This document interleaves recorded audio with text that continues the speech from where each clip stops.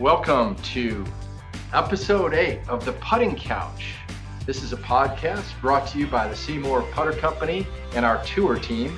And today our tour team is just myself, Jim, and Ted Galena, as Cody Hale on the road. He's out on the road. He's heading to the John Deere Classic to meet up with a great friend of ours, Zach Johnson, and fine-tune his backup putter. So anyway, today I'm really pleased to have on my good friend, Dr. Bob Winters. We've teased this episode. We've talked about the fact that moving forward, Dr. Bob Winters is going to put the couch in the putting couch. Exactly. And Doc, it is great to have you on today.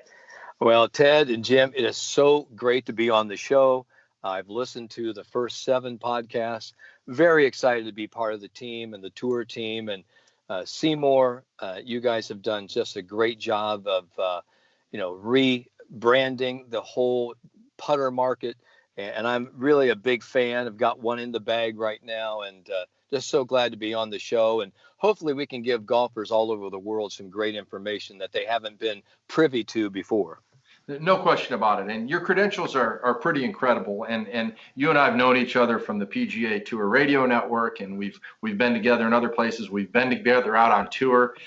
This year we had a great time together hanging out for a day at Bay Hill. And I've just admired what you bring to the game. And I mean, today there's not anywhere to be found a high-level golfer competing to win and competing to be at their best that doesn't have somewhere somebody like yourself who they can talk to about the mental side of the game. Because I know we've always heard, well, hey, it's between the ears, it's a mental game, and what percent is it mental? But I think it's got to be almost 100% mental, because if you can't get over the mental part of the game, then you won't even be able to get to that great physical part of the game that you've trained all your life for. So that's why we think it's so important, and it can be a lot of fun. So we're talking about every month diving into what exactly is sports psychology in the way that it applies to golf. And you're working from beginning golfers to the highest level tour players, golfers at all ages, golfers that have just gotten into the game versus golfers that have been around for a long time. But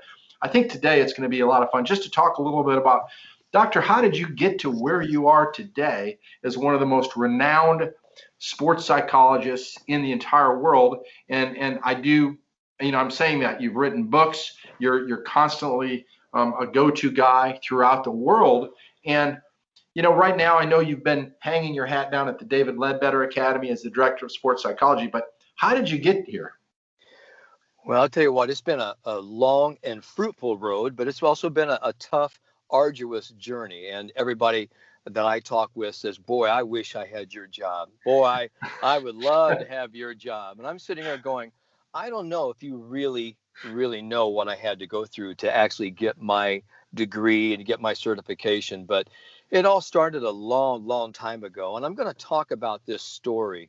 And I talk about it in a new book that I have coming out called The 10 Mental Keys for Great Putting, what you already know and what you need to learn again. But I was very small, Ted and Jim, when I came out of high school. I was like 4'10" and 86 pounds. I looked like I was about a 6th or 7th grader when I was 18 years old. And I happened to go to the Arnold Palmer Golf Academy. And while I was there, the very first day I drove there from Indiana, where I grew up, all the way to Stratton Mountain, Vermont. And it was the first 3-week summer golf school that Arnold put his name to. It was the Arnold Palmer Golf Academy at Stratton Mountain, Vermont. It was so far ahead of its time. And the very first day I drove all by myself, 2-day trip from Indiana to Vermont. I locked my keys inside my trunk. And this is before the days of FedEx and UPS overnight delivery. I had to go through the snail mail and have my parents send an extra set of keys back. I had a Ball State University T-shirt where I was going to go that following fall. I had jeans on. I had to borrow clubs from some different golfers, from Bodie Marks, who was the Yale University golf captain who was on the staff there, borrowed a set of shoes. And on the very first day, on a 215-yard par 3, I stepped up with a borrowed driver with a Titleist 3 golf ball and actually made a hole-in-one. Oh, and, and made a hole in one. So, I mean, and that was the big advertising ploy for the Wall Street Journal, New York Times, that Arnold Palmer Golf Academy said, look how much that we're teaching these kids. Making hole in ones. Yeah, the very first day, little Bobby Winters from Galveston, Indiana, gets a hole in one with a borrowed driver, for God's sake. So Arnold, heard this, and I was fortunate enough to go on and win, my division of the boys championship in match play. And as we're sitting around, and Arnold came up and visited, with about 120 young boys at that time. And Mr. Palmer was sitting around. He was asking us what we were going to do after we got out of high school. And I said, well, I'm going to go to Ball State University, which is in Muncie, Indiana. And he said, are you going to play golf for them? And I said, boy, I don't know. I don't have any scholarships. I don't know the coach. And he goes, well, listen, Bob, he goes, anybody that makes a hole in one with a driver and actually wins this championship is good enough to probably, make a stand or at least try to walk on to the golf team. Don't you think? And I said, yes, sir, Mr. Palmer. He goes, I want you to go the very first day, and I want you to go into that golf office and tell the coach you want to play for the team. And so that very first day, now you have to understand, I was about 4'11" and about 92 pounds when September 1st came around. And I walked into the office, and it was Coach Earl Yestingsmeyer. And God bless his soul, I talked to his secretary, told him I wanted to see the coach and see if I could get on the team. And he comes out, he says, well, hi. He goes, I'm Coach Yestingsmeyer. And I said, I'm Bob Winters. And I said, I come from Walton, Indiana. And I said, I'd like to play here for the Ball State University Cardinals. And the Ball State Cardinals have always been a very, very strong golf team. And we had, several All-Americans on the team. So a little bit of confidence and a lot of ignorance allowed me to actually step into his office that day. So he asked me, he says, well, what year are you in school? And I go, I'm a freshman. And he goes, well, I can't do anything for you right now, Bobby. He goes, maybe in 3 or 4 years. And I go, 3 or 4 years, I'll be done. He goes, yeah, you'll be done. And maybe then we can see how you progressed in high school. I said, Coach, I'm a freshman. He goes, yeah, in high school, right? And I go, no, in college. He goes, where? And I go, here at Ball State. And he goes, oh my God, I thought you were about 12 or 13 years old. So the point of the story is, I walked in because Arnold Palmer told me to actually, take a risk, flex my risk muscle. I went in. I guarantee if you weren't confident going in, you sure as heck weren't confident coming out. All right. But Coach Yestingsmeyer gave me a chance. I qualified third that year on the team, and I had a really great short game.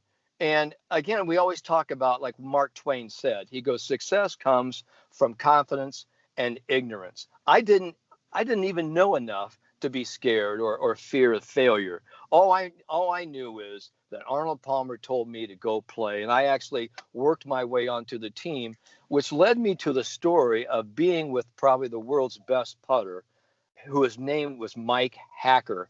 Isn't that a great name for a golfer? It is a good name.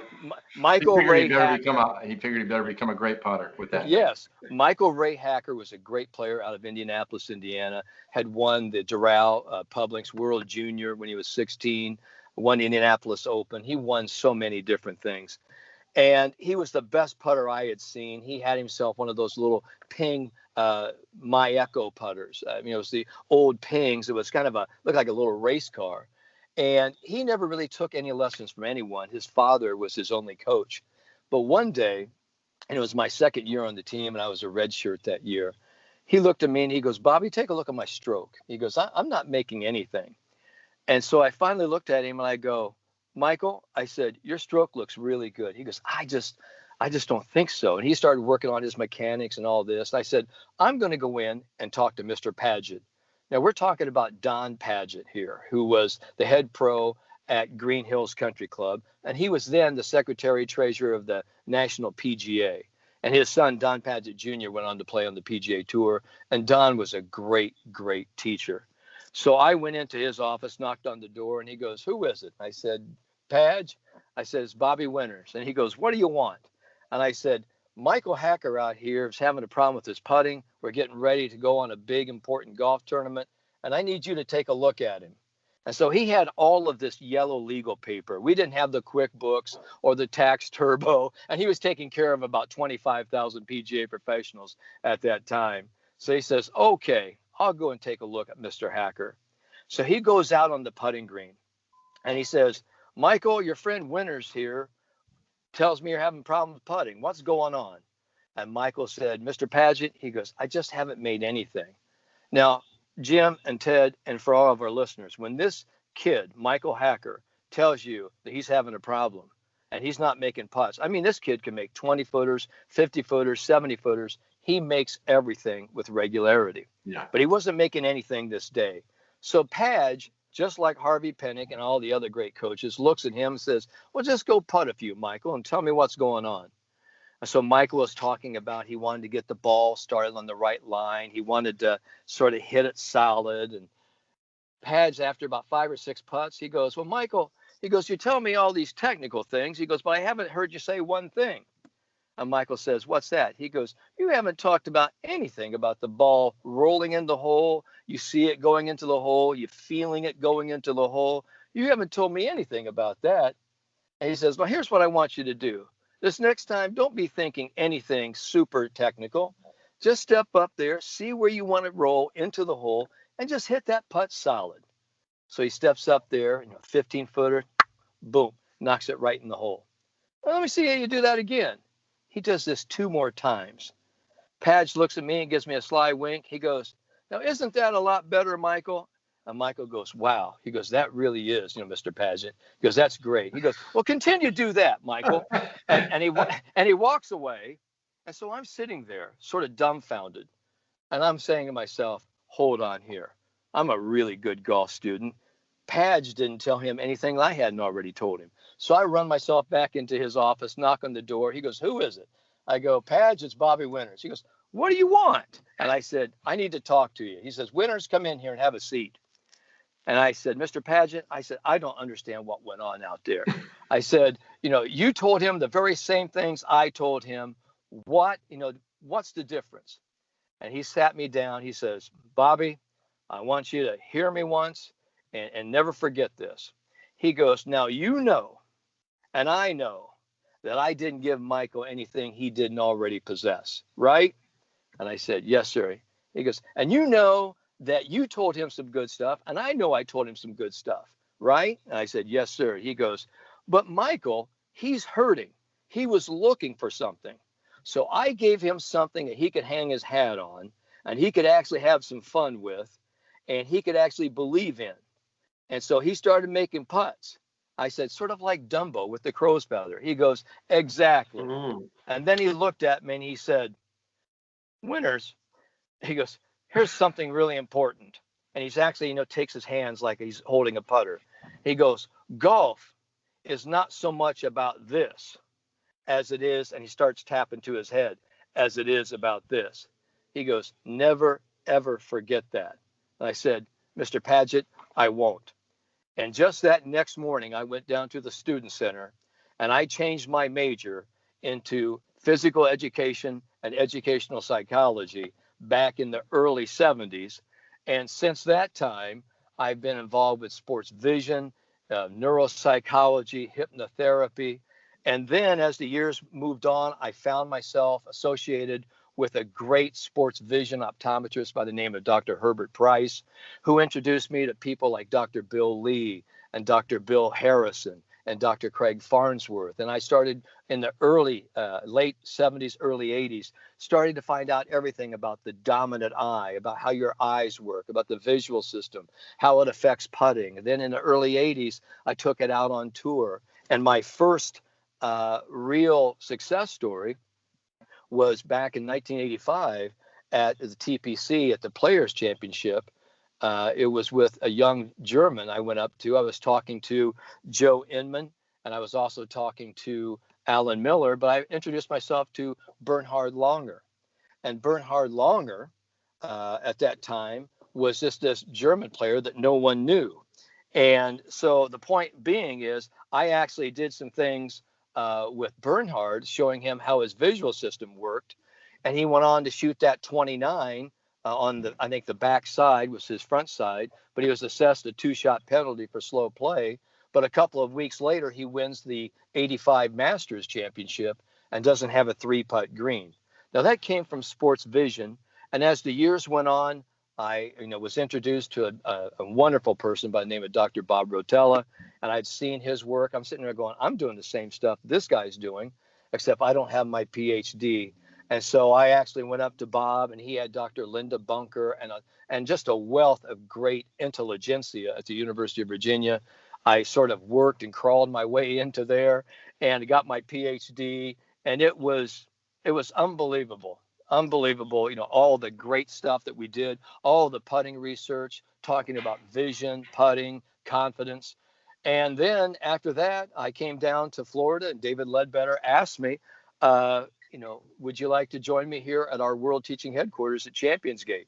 And I said, absolutely. But for the last 35, 40 years, I have worked with so many thousands of people now, trying to get them to perform better, to think better, and to putt better. And I got to tell you, where your mind goes, that's really where your golf game goes. If you're thinking great stuff, you'll have great stuff. But I mean, that's sort of my life right there in a nutshell. It's just been an unbelievable journey of research, of science, but also a practical applied experience. And I'm one of these applied scientists. I'm always saying, if I can't walk the walk, I certainly shouldn't talk the talk. So I have played at every level, and I'm kind of a hybrid out here because I come from a motor learning, sports psychology, sports vision, and performance and coaching background.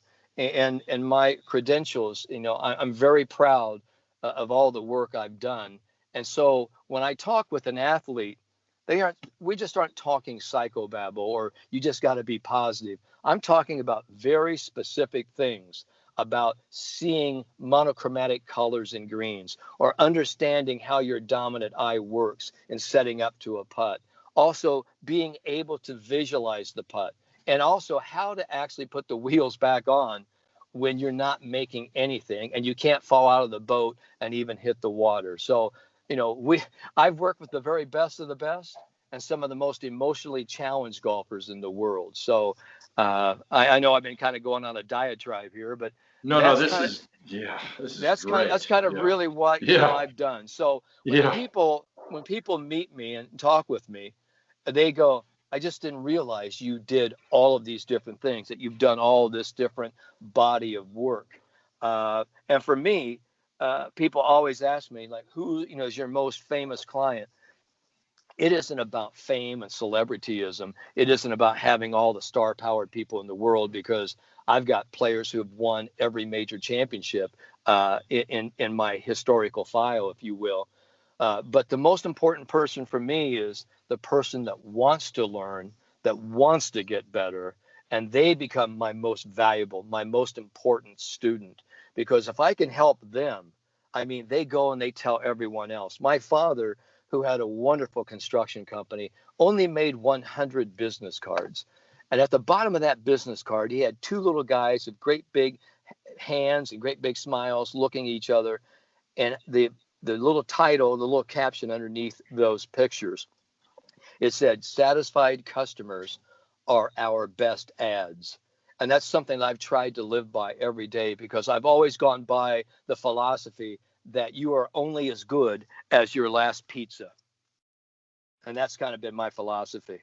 We love it. I mean, our introductory episode may end up going into 2 episodes, because this is unbelievable stuff. And I mean, we can talk all day long about golf performance and putting performance, and wow, do we want to do that? But when it comes down to it, in the end of the day, the joy of this game is only going to be retained if somebody understands that just how tough golf is and why it's so tough, and why, you talked earlier about the confidence and the ignorance. And it seems like so many of these young golfers, right out of the gate have this unbelievable blend of confidence and ignorance. And it seems like eventually, with experiences and negative experiences for many, it becomes fear and self-loathing, with knowledge added in, and scar tissue and overthinking. And, as you talked about, in the end of the day, the geniuses, the guys like yourself at the top of this world, are able to then go back and help somebody distill the complex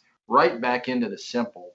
And Well, something like that, at least. Am I off base there, or is no, that? no, you're not off base at all. And I got to tell you, I want to cap off this story almost where I began. Back in about 2007, it just seems like it was yesterday, but it was just the day after Arnold Palmer had teed off the inaugural shot for the Masters with Gary Player and Jack Nicklaus. So I'm playing with him in his shootout. I'm playing with him and his good friend Ron Jackson and Dick Ferris. We're playing with Joe Patterson from Bel Air Country Club. So we're playing with Arnold. Arnold's our pro. And, Arnold had seen me a lot. And, I go back up and introduce myself. He goes, yeah, hey, Bob. Oh, yeah. He goes, I recognize you. I recognize your hair. It's always about, the hair, So, yeah, I recognize you.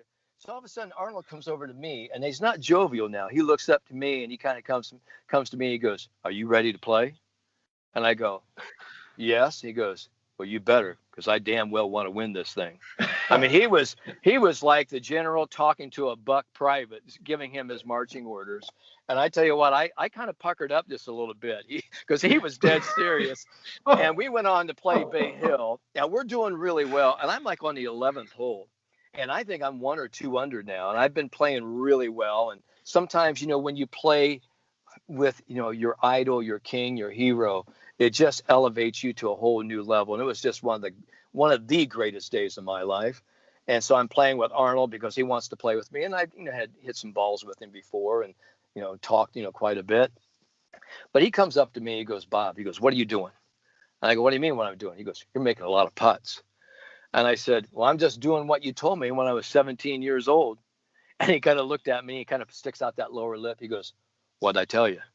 And I said, you told me that, every putt you step into, you step in there, you really see where you want that ball to go.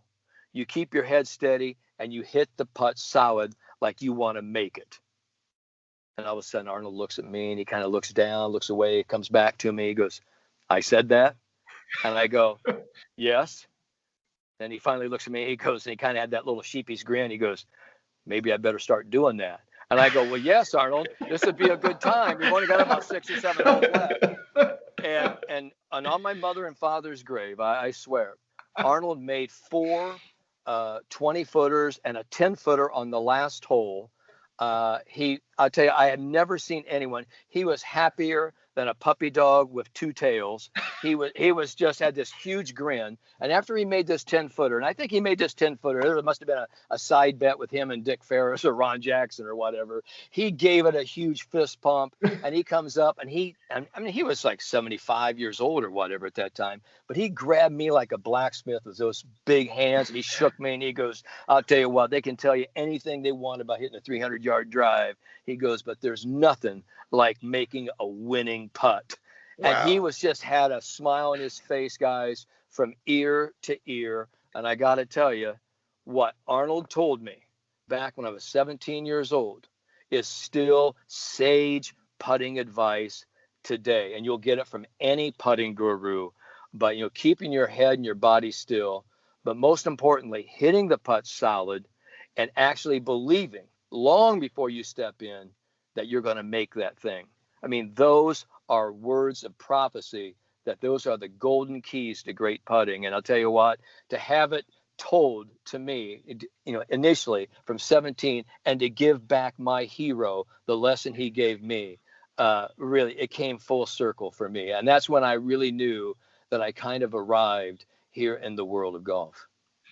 That's incredible. And I mean, all of us that are listening to this, I can't wait that this is going to be a regular feature that we're going to have every month with Dr. Bob Winters. And it's just so much fun to talk about this part of the game because it really strikes a chord with all of us. And, we sometimes talk about the physical and we talk about, what we think we need to correct and what have you. But in the end of the day, it's the infuriating or it's the joy of making putts, of having that belief, and every once in a while visualizing something good and then actually seeing it happen. And isn't that those are the best moments in golf? And that's really what we're going to be talking about. There's so many different directions we are going to go. I need to go back even before, we just heard that as a 17-year-old with no promise of a college scholarship or college golf in front of you, on your own, you got in a car and you drove to go to an Arnold Palmer Golf Academy. I mean, what confidence, what independence that showed. I mean, how did that come about? I mean, at that stage, okay, obviously you were an accomplished high school golfer, but it almost sounds like your end game was just to go be with greatness and enjoy the experience if you really weren't focused on a college scholarship at that point. I mean, why did you go to this camp? Well, it was really sort of a gift from my mother and father. They knew how hard I worked. They knew how far I'd come in a couple of years. I didn't start playing the game really seriously until I was 14. We didn't come from a golf family. Sure. I mean, I grew up in a public golf course. In fact, I did just like everybody else. I cut down a little section of grass. I burned off the grass. I stuck a tuna can in the ground. I stuck like an old sort of proximity marker for my flag. And I actually hit pitch balls. I just, pitch shots all day. I was known back in high school and college as Winner's the Wedge, but I also knew the power of a great short game. You've got to wedge it close and you got to make putts because everybody was out driving me 50, 60, 70 yards. I mean, it was amazing. I mean, how small I was. I mean, people said, I've got to play against this little shrimp. Gee, okay, go ahead and hit it. And there'd be people on the green. They say, go ahead and hit. You're not going to hit the green anyway. So I actually became very good from 30, 40, 50 yards and in. So by virtue of being short and being small, I developed a big time short game. And I really developed sort of this psyche is that, okay, there's a lot of different ways to skin a cat here. You don't have to hit it big. You don't have to, hit it, super close. But you do have to be really good at accuracy, at recovery, and getting the ball in the hole as fast as you can, because that is the name of the game. The name of the game is saving strokes, not wasting strokes. And it seems to me that so many people just sort of give away strokes around the green. And more importantly, they give away vital strokes on the green because they don't have a good strategy. They don't have a good game plan, or they just don't even have a good core belief in their putting ability. And that's really, what my whole philosophy about great putting is all about. Developing this core foundation for saying, this is what I want to do. This is how I do it. Now let's go do it. And let's have a blast seeing how great we can become.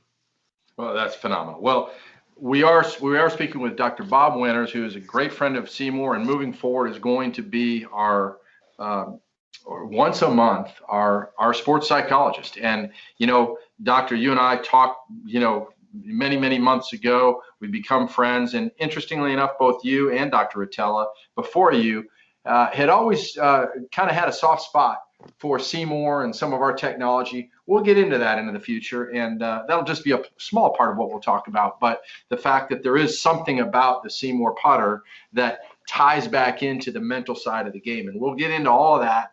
We'll get into more of even just establishing the credentials, the books you've written, the articles you've published, and more of that. And then we'll get down to real practical application. And we've got listeners out there that are teaching instructors. They're going to want to know how to get more involved with you, maybe someday become even certified by you on all things on the mental side of the game.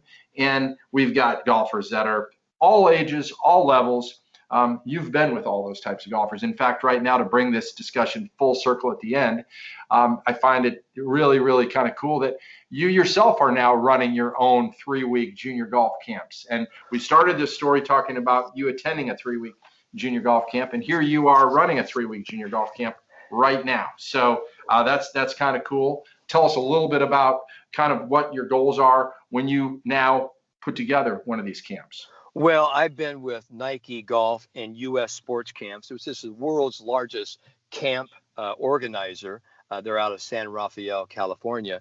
And I started back with them. I'm really sort of one of the charter members. I started when I was on the coaching staff at the University of Virginia, and we actually started the Nike golf schools there. We had 4 of them across the nation.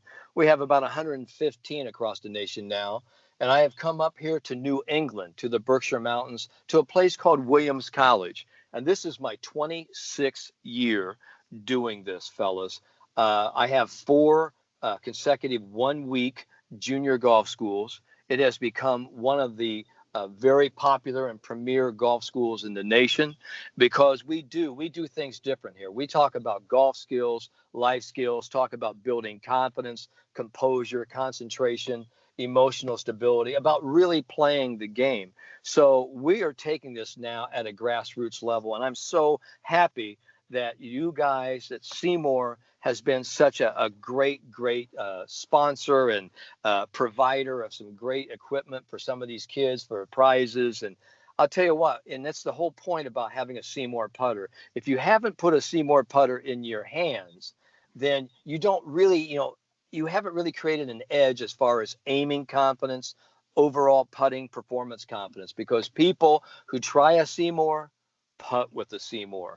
And so we're actually sort of, introducing a lot of these young golfers, just not to SeeMore putters, but to the fundamentals of great putting, both mental, physical, emotional. But as long as they get good technical instruction, get good instruments, get good equipment, it's amazing what these young players, are doing. But what I'm doing up here at these Nike golf schools, we also do it at, with David Ledbetter at the Ledbetter Golf Academies. I'm been with David now for 20 years, and that's been a tremendous marriage. And it's funny, we go back again to Arnold Palmer, because Arnold actually took my grip when I was 17, and he put my hands on the club, and he said, "Bob, you need to have your hands on this club like this, and don't let anybody change it."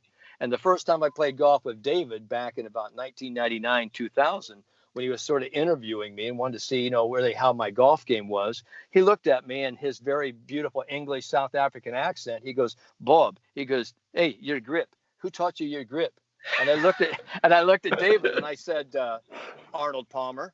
And he looked at me and he goes, "Really?" And I go, "Yeah. What do you think?" And David looked at me. He goes, "Well, it looks pretty good."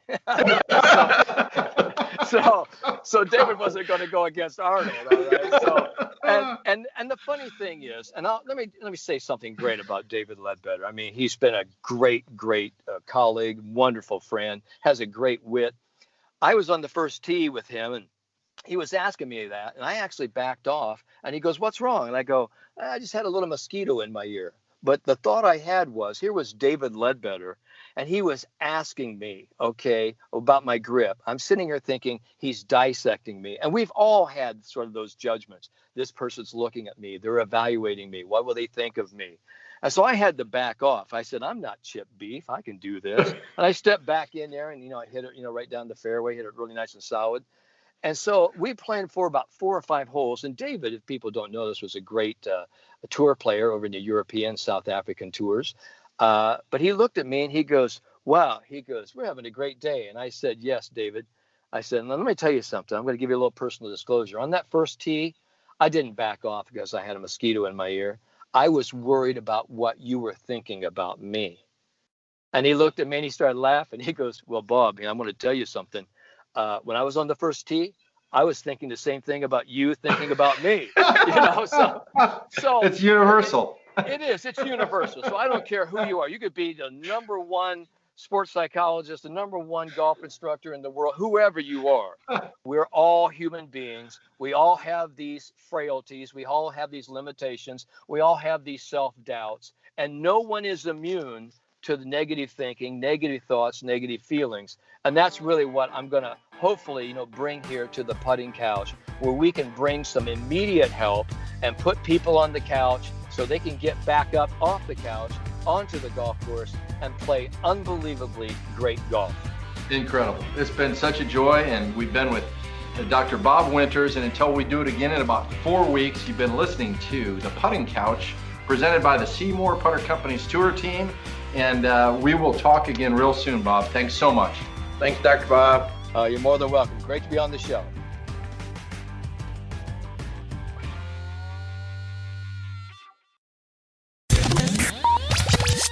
We appreciate you joining us. If you haven't subscribed to the show, make sure you do wherever you're listening. Be sure to leave a rating and review, because that's how we get the Putting Couch podcast content in front of more people. Also, take a screenshot and share it on social media and tag us at SeeMore Putters or hashtag Team SeeMore.